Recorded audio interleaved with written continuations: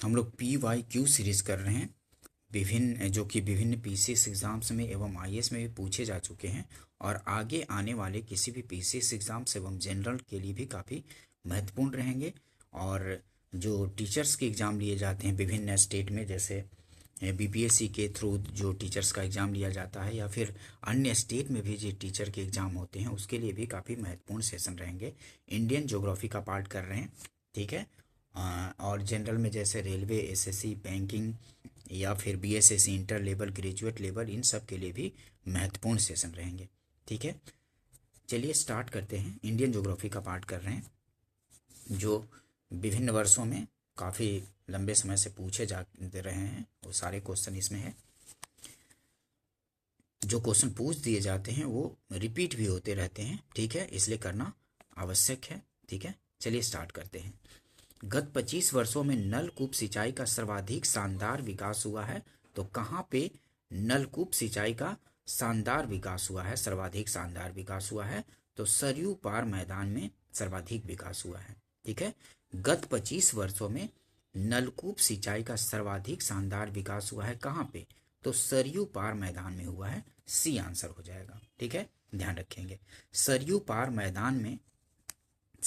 मैदान में नहरों का अभाव पाए जाने के कारण नलकूपों द्वारा इस क्षेत्र में सिंचाई का कार्य किया जाता है, अतः अभिष्ट उत्तर सी है, ठीक है।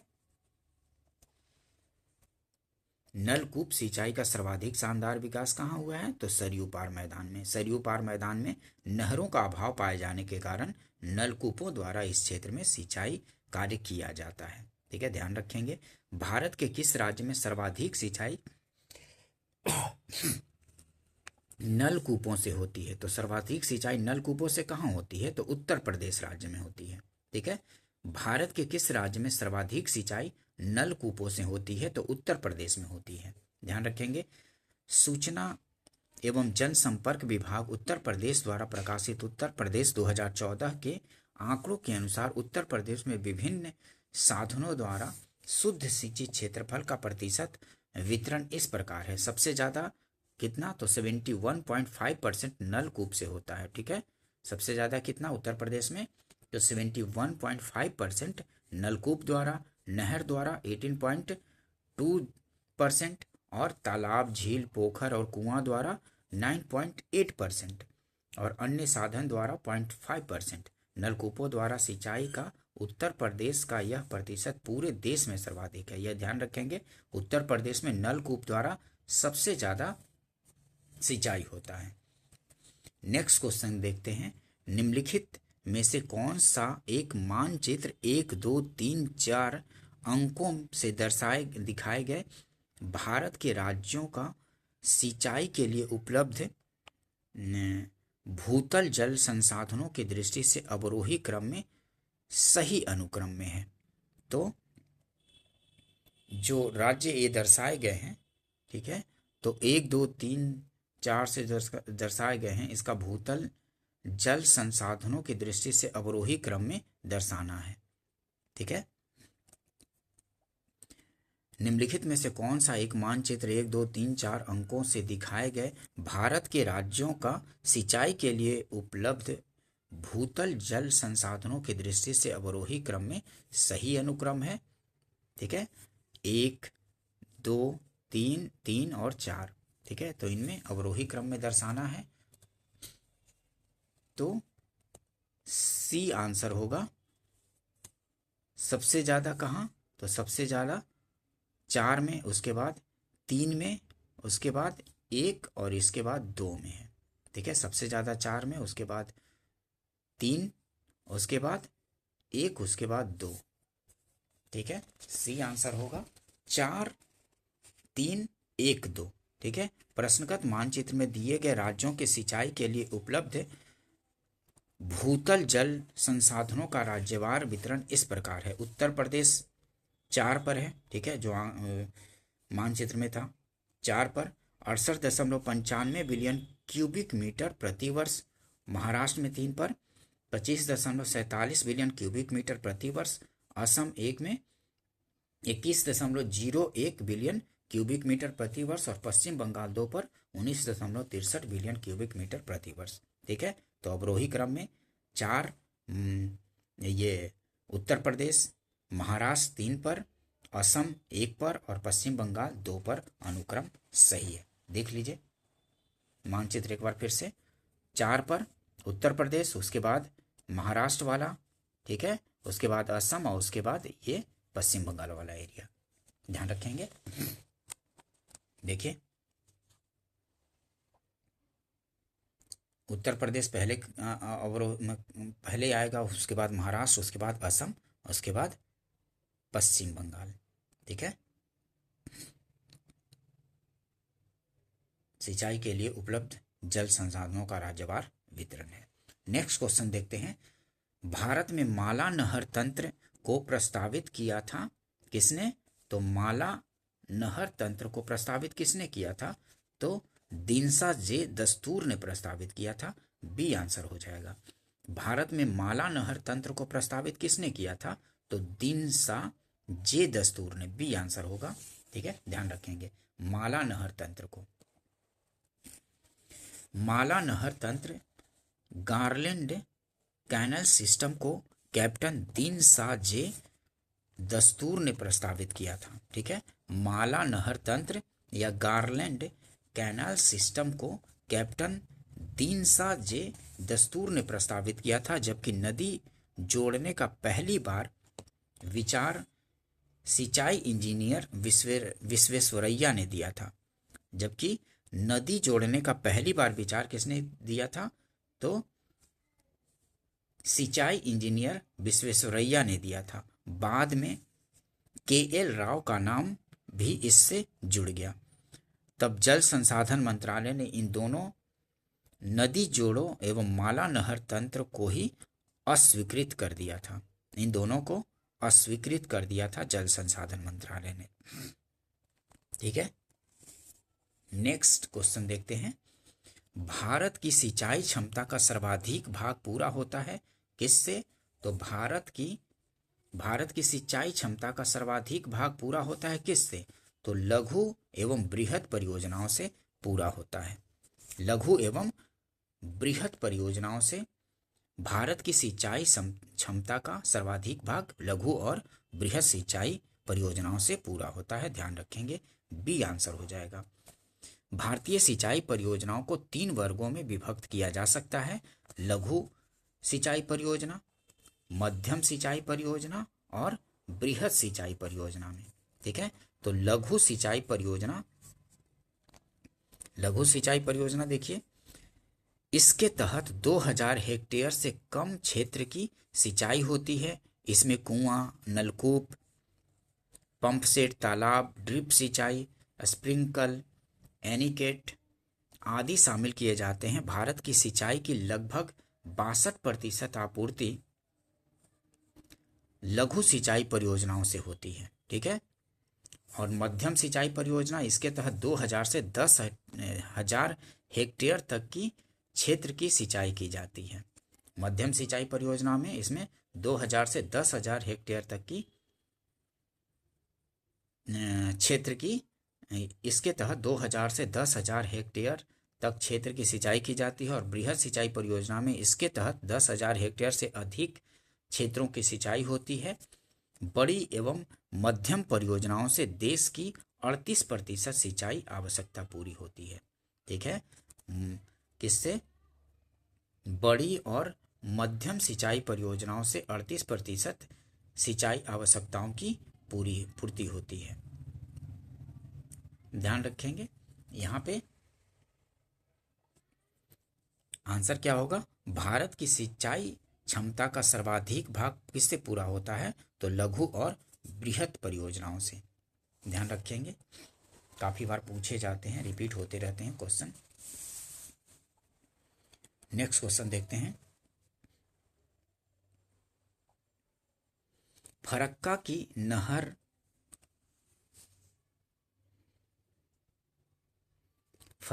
नहर की जल वहन क्षमता कितनी है?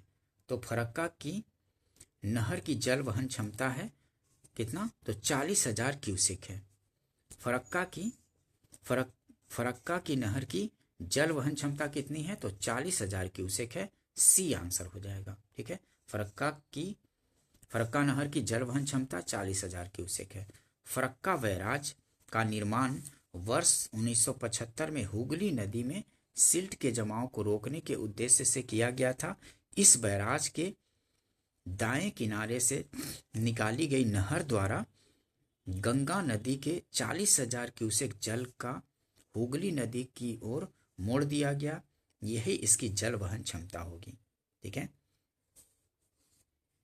इस बैराज के दाएं किनारे से निकाली गई नहर द्वारा गंगा नदी के 40,000 क्यूसेक जल को हुगली नदी की ओर मोड़ दिया गया। यही इसकी जल वहन क्षमता होगी। नेक्स्ट क्वेश्चन देखते हैं। मंगलम सिंचाई परियोजना है कहाँ की? तो केरल की है। मंगलम सिंचाई परियोजना कहाँ की है? तो केरल की। बी आंसर हो जाएगा। केरल के पलक्कड़ जिले के भरतपुजा नदी एवं उसकी सहायक नदियों पर कुल 10 सिंचाई परियोजनाओं का निर्माण किया जाना है। इनमें से 6 पूर्ण हो चुकी है। पूर्ण हो चुकी सिंचाई परियोजना इस प्रकार है। मंगलम सिंचाई परियोजना, वल्यार सिंचाई परियोजना, मलमपूझा सिंचाई परियोजना, चीराकूची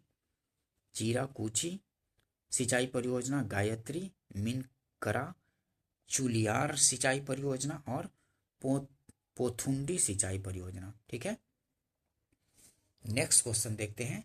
सारण सिंचाई नहर निकाली गई है। सारण सिंचाई नहर कहाँ से निकाली गई है? सारण जो सिंचाई की नहर है कहाँ से निकाली गई है? तो गंडक से निकाली गई है। डी आंसर हो जाएगा।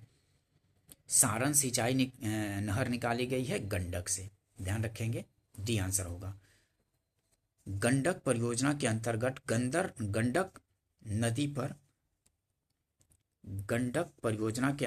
गंडक नदी पर त्रिवेणी घाट के पास एक 740 मीटर लंबा बैराज बनाया गया, जिसमें कुछ नहरें निकाली गई हैं, जिनमें से एक सारण सिंचाई नहर भी है।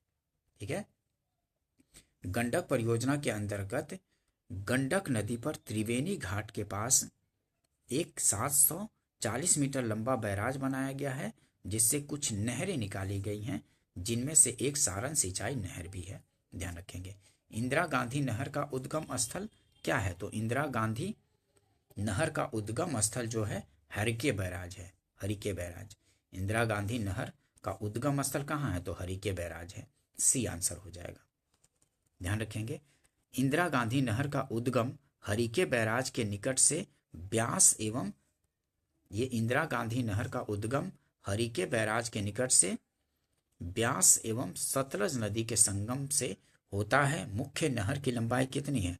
तो 649 किलोमीटर है। इस नहर से पश्चिमी राजस्थान के गंगानगर, बीकानेर, जोधपुर और जैसलमेर जिलों की मुख्य रूप से सिंचाई की जाती है।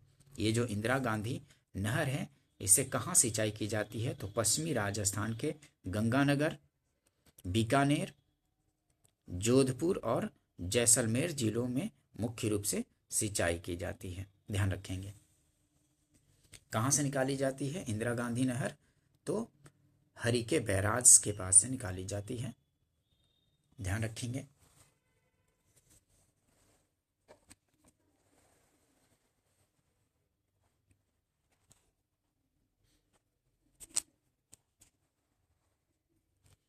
नेक्स्ट क्वेश्चन देखते हैं।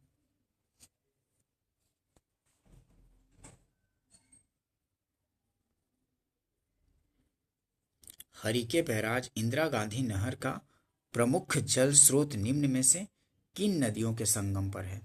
तो हरिके बैराज इंदिरा गांधी नहर का प्रमुख जल स्रोत निम्न में से किस नदियों पर है? किस नदियों के संगम पर?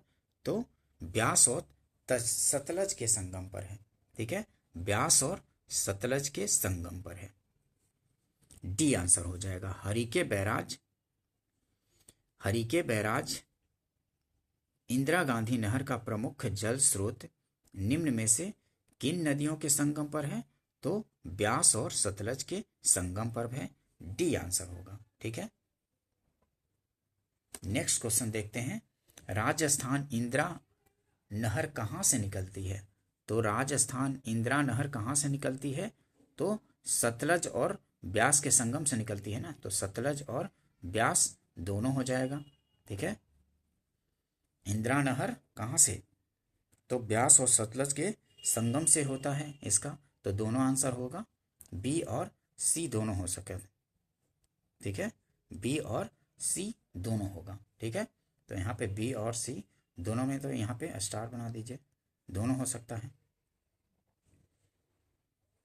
इंदिरा गांधी नहर का निर्माण कार्य वर्ष 1958 से प्रारंभ हुआ और इसका उद्गम है तो सतलज पर हरिके बैराज से, सतलज और ब्यास पर हरिके बैराज से, सतलज और ब्यास के संगम पर से ही निकलता है।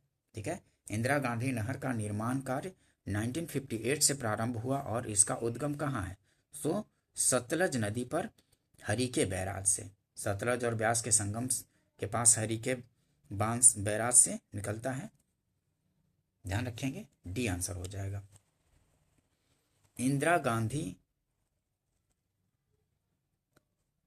गांधी नहर जल प्राप्त करती है तो किससे? तो इंदिरा गांधी नहर जो है जल प्राप्त करती है किससे? तो ब्यास, रावी और सतलज से जल प्राप्त करती है इंदिरा गांधी नहर। किससे किससे?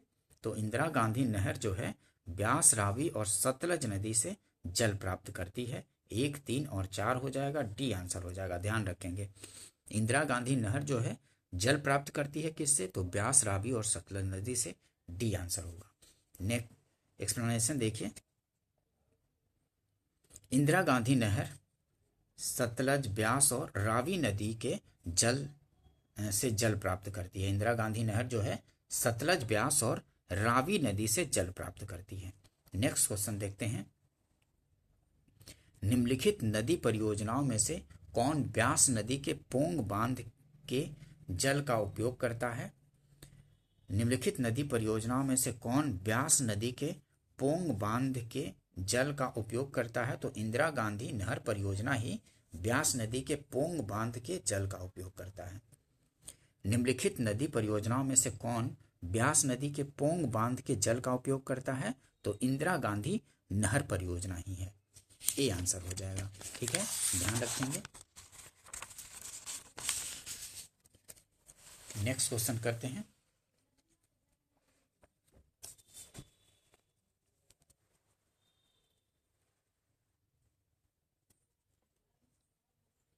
विश्व की सबसे पुरानी व विकसित नहर व्यवस्था भारत में कौन सी है? तो सबसे पुरानी जो है विश्व की सबसे पुरानी व विकसित नहर व्यवस्था भारत में कौन सी है? तो गंग नहर है। ठीक है, विश्व की सबसे पुरानी व विकसित नहर व्यवस्था भारत में कौन सी है? तो गंग नहर है। ठीक है, विश्व की सबसे पुरानी व विकसित नहर व्यवस्था भारत में कौन सी है? तो गंग नहर है, ए आंसर हो जाएगा। ध्यान रखेंगे, विश्व की सबसे पुरानी एवं विकसित नहर व्यवस्था गंग नहर है। इसका निर्माण वर्ष 1927 में बीकानेर के तत्कालीन महाराजा श्री गंग सिंह ने कराया था। यह नहर सतलज नदी के फिरोजपुर के निकट हुसैनीवाला से निकाली गई है। इंदिरा गांधी नहर परियोजना का शिलान्यास 30 मार्च 1958 को तत्कालीन गृह मंत्री गोविंद वल्लभ पंत ने किया था।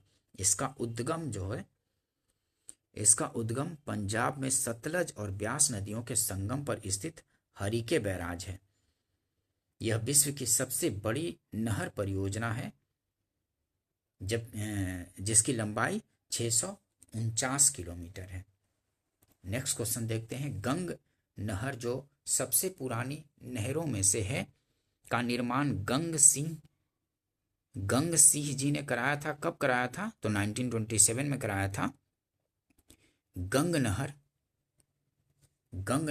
जो सबसे पुरानी नहरों में से है का निर्माण गंग सिंह जी ने कराया था। कब? तो 1927 में कराया था। ठीक है, ध्यान रखेंगे। नेक्स्ट क्वेश्चन देखते हैं, शारदा सहायक समादेश विकास परियोजना। इस शारदा सहायक समादेश विकास परियोजना के मुख्य लक्ष्य निम्नलिखित में से क्या हैं? लक्ष्यों के नीचे दिए गए कूट से सही उत्तर चुनिए। ठीक है, शारदा सहायक समादेश विकास परियोजना के मुख्य लक्ष्य निम्नलिखित में से क्या हैं? लक्ष्यों के नीचे दिए गए कूट, सही उत्तर चुनना है। ठीक है, तो शारदा सहायक समादेश विकास परियोजना का मुख्य लक्ष्य क्या है? तो कृषि उत्पादन बढ़ाना, सही है। बहुफसली खेती द्वारा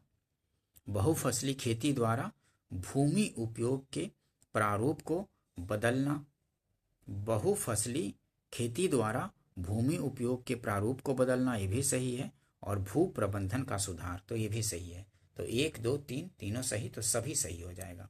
ठीक है, एक्सप्लेनेशन देखिए, इससे और अच्छे से समझ में आएगा। उत्तर प्रदेश की मुख्य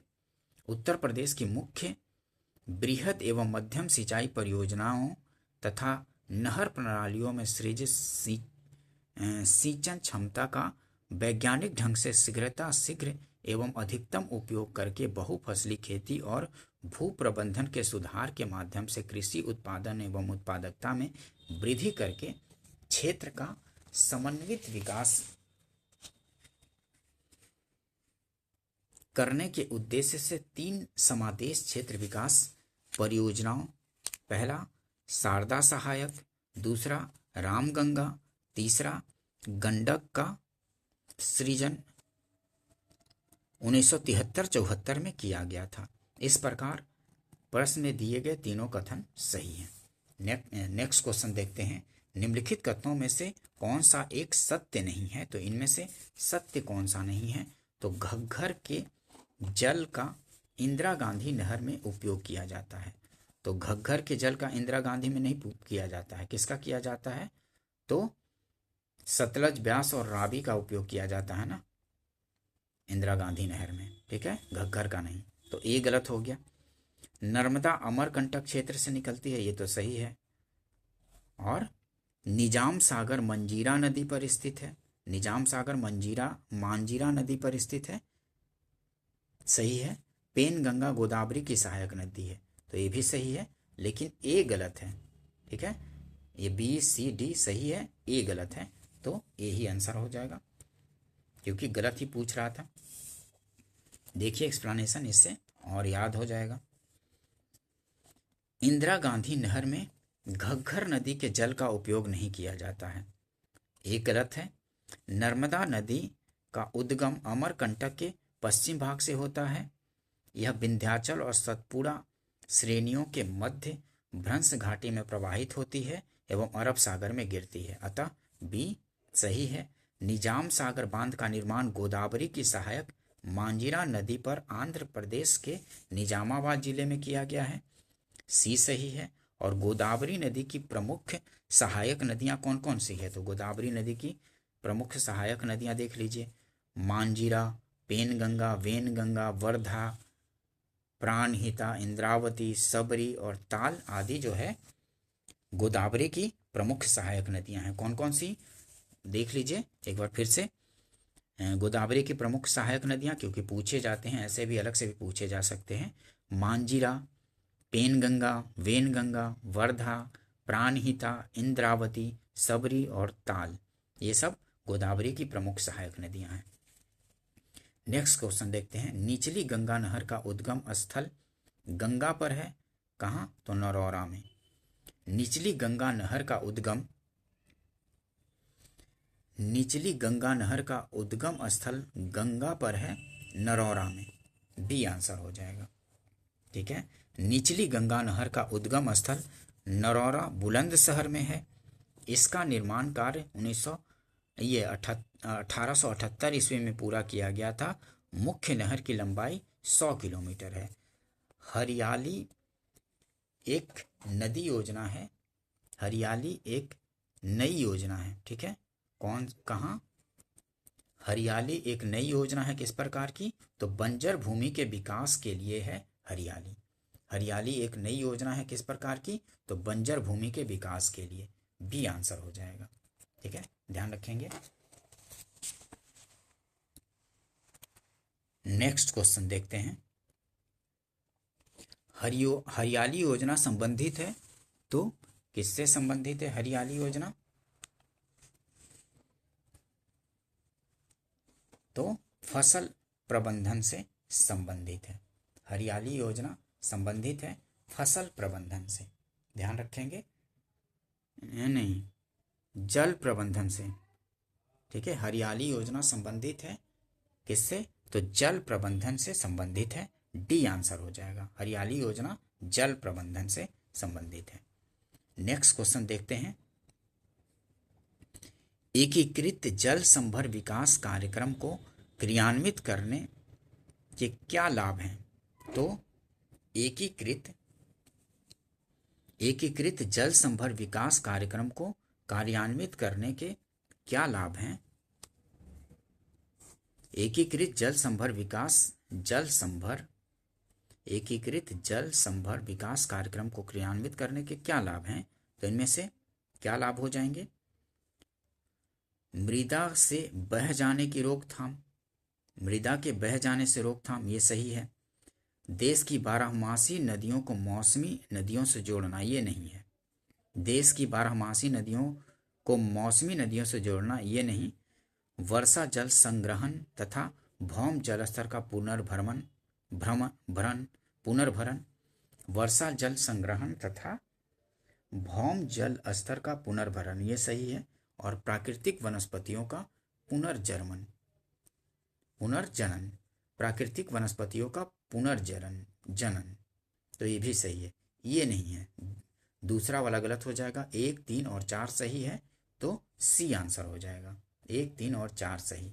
ठीक है, एकीकृत जल संभर विकास कार्यक्रम को कार्यान्वित करने के क्या लाभ हैं? तो मृदा के बह जाने की रोकथाम होगी, वर्षा जल संग्रहण तथा भौम जल स्तर का पुनर्भरण होगा, और प्राकृतिक वनस्पतियों का पुनर्जनन होगा। सी आंसर हो जाएगा। ठीक है, ध्यान रखेंगे। नेक्स्ट क्वेश्चन देखते हैं।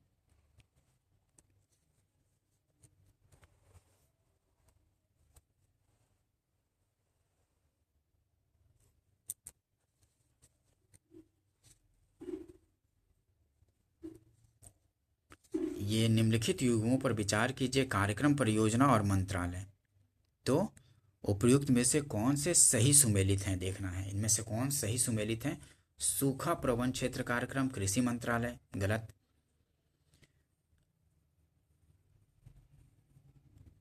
मरुस्थल विकास कार्यक्रम पर्यावरण एवं वन मंत्रालय, भी गलत। और वर्षा पूरित क्षेत्रों हेतु राष्ट्रीय जल संभर विकास कार्यक्रम ग्रामीण विकास मंत्रालय, ये भी गलत है। तो इनमें से कोई सही नहीं है।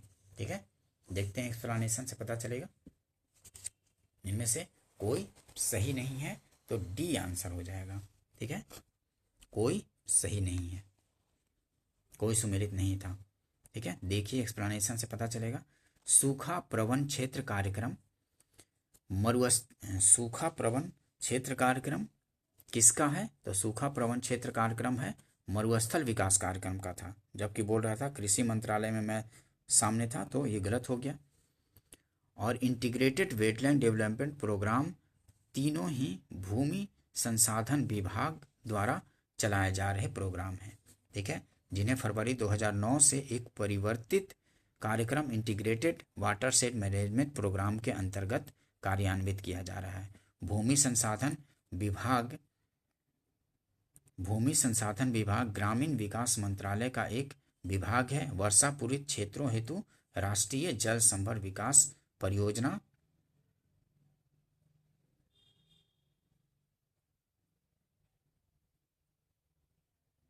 कृषि एवं सहकारिता विभाग कृषि मंत्रालय का कार्यक्रम है। ठीक है, ध्यान रखेंगे। अब देखते हैं बहुउद्देशीय नदी घाटी परियोजना से संबंधित क्वेश्चन। इससे भी काफी क्वेश्चन पूछे जाते हैं बहुउद्देशीय नदी घाटी परियोजना से। नर्मदा घाटी परियोजना, तो नर्मदा घाटी परियोजना से संबंधित क्वेश्चन देखते हैं। सरदार सरोवर परियोजना से लाभान्वित होने वाले राज्य कौन कौन से हैं? तो सरदार सरोवर परियोजना से लाभान्वित होने वाले राज्य कौन कौन से हैं? तो वो हैं गुजरात, महाराष्ट्र, मध्य प्रदेश और राजस्थान है। ये 1, 2, 3 चारों राज्य हैं। गुजरात, महाराष्ट्र, मध्य प्रदेश और राजस्थान, ये ए आंसर हो जाएगा। ठीक है, सरदार सरोवर परियोजना से लाभान्वित होने वाले राज्य कौन कौन से हैं? तो गुजरात, महाराष्ट्र, मध्य प्रदेश और राजस्थान है। ए आंसर होगा। ठीक है, एक्सप्लेनेशन देखिए। सरदार सरोवर परियोजना का निर्माण गुजरात राज्य में नर्मदा नदी पर, ठीक है, सरदार सरोवर परियोजना का निर्माण गुजरात राज्य में नर्मदा नदी पर नवगांव के पास 138.68 मीटर ऊंचे बांध से किया गया है। इससे 1450 मेगावाट जल विद्युत का उत्पादन किया जा सकेगा। इस परियोजना से लाभान्वित होने वाले राज्य कौन कौन से हैं? तो गुजरात, राजस्थान, महाराष्ट्र और मध्य प्रदेश शामिल हैं। सरदार सरोवर बांध किस नदी पर बनाया गया है? तो आप लोग को पता है कि सरदार सरोवर बांध जो है नर्मदा नदी पर बनाया गया है। ए आंसर हो जाएगा। ठीक है, ए आंसर। सरदार सरोवर बांध किस नदी पर बनाया गया है? तो नर्मदा नदी पर बनाया गया है, ध्यान रखेंगे। नेक्स्ट क्वेश्चन देखते हैं।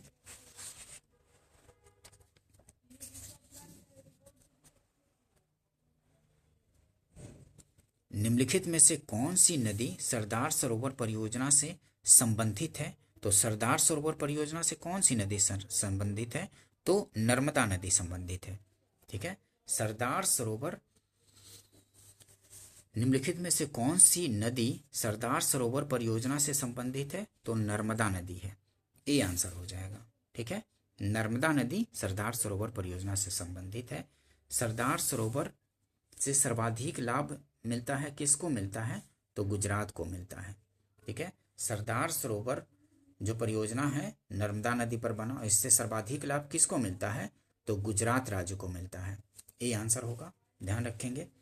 सरदार सरोवर बांध से गुजरात को 17.92 लाख हेक्टेयर क्षेत्र को सिंचाई की सुविधा मिलने से गुजरात राज्य को सर्वाधिक लाभ होगा।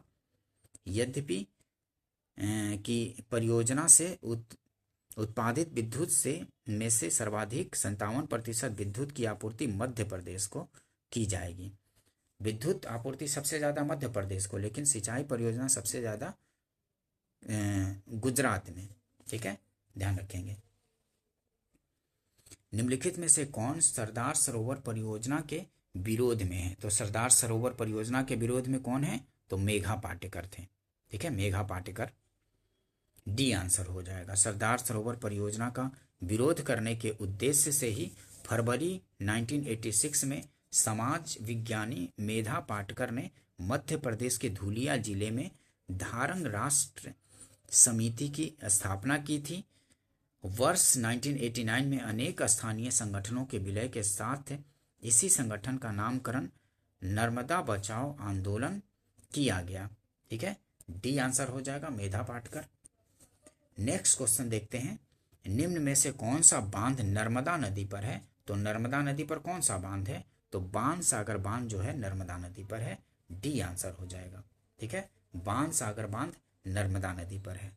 नेक्स्ट क्वेश्चन देखते हैं। इंदिरा सागर बांध किस नदी पर स्थित है? तो नर्मदा नदी पर है। ठीक है, इंदिरा सागर बांध किस नदी पर है? तो इंदिरा सागर बांध नर्मदा नदी पर है। बी आंसर हो जाएगा। ठीक है, नेक्स्ट क्वेश्चन देखते हैं।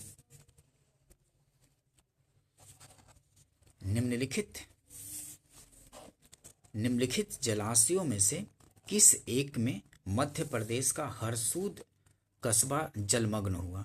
तो निम्नलिखित जलाशयों में से किस एक में मध्य प्रदेश का हरसूद कस्बा जलमग्न हुआ है? तो इंदिरा सागर का। ठीक है, निम्नलिखित जलाशयों में से किस एक में मध्य प्रदेश का हरसूद कस्बा जलमग्न हुआ? तो इंदिरा सागर जलाशय से। ठीक है, मध्य प्रदेश का हरसूद कस्बा जलमग्न हुआ था, ध्यान रखेंगे। नेक्स्ट क्वेश्चन देखते हैं। ओंकारेश्वर परियोजना निम्नलिखित नदियों में से किस एक से संबद्ध है? तो ओंकारेश्वर परियोजना किस नदी से संबद्ध है? तो नर्मदा नदी से संबद्ध है। ओंकारेश्वर परियोजना निम्नलिखित नदियों में से किस एक से संबद्ध है? तो नर्मदा नदी से संबद्ध है। बी आंसर होगा। ठीक है, ध्यान रखेंगे। ओंकारेश्वर परियोजना मध्य प्रदेश के खंडवा जिले में नर्मदा नदी पर निर्माणाधीन है। ठीक है, ओंकारेश्वर परियोजना मध्य प्रदेश के खंडवा जिले में नर्मदा नदी पर निर्माणाधीन है। ठीक है, नेक्स्ट क्वेश्चन देखते हैं। नर्मदा बचाओ आंदोलन किस बांध की ऊंचाई बढ़ाने के लिए निर्णय का विरोध कर रही है? तो नर्मदा बचाओ आंदोलन जो है किस बांध की ऊंचाई बढ़ाने के निर्णय का विरोध कर रहा था? तो वो था सरदार सरोवर बांध का। ठीक है, सरदार सरोवर बांध का ऊंचाई बढ़ाने का विरोध कर रहा था नर्मदा बचाओ आंदोलन। ठीक है, क्योंकि सरदार सरोवर बांध किस पे बन रहा था? तो नर्मदा नदी पर। बी आंसर होगा। ठीक है, नर्मदा बचाओ आंदोलन किस बांध की ऊंचाई बढ़ाने के निर्णय का विरोध कर रहा है? तो सरदार सरोवर बांध का बी आंसर होगा। ठीक है दोस्तों अगर सेशन पसंद आया हो तो इसको लाइक कर लीजिए, अपने फ्रेंड सर्किल में